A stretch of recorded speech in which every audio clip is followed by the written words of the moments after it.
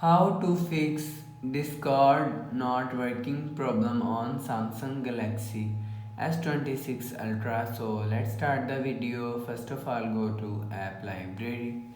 So just swipe up. Now here, so click on settings app. Now in setting, scroll down and click on apps. You will see apps is here, so click on apps.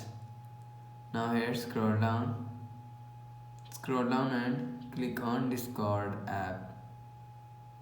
You will see, so click on this search icon and search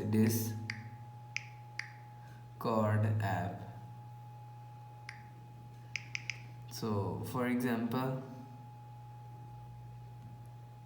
this is Discord app. So scroll down and click on storage, and first of all click on clear cache. So after click on clear cache and click on clear data. So after clear data, you will see your problem is solved. So after the process, go back to home screen, refresh phone. So that's how you can fix Discord app on Samsung Galaxy.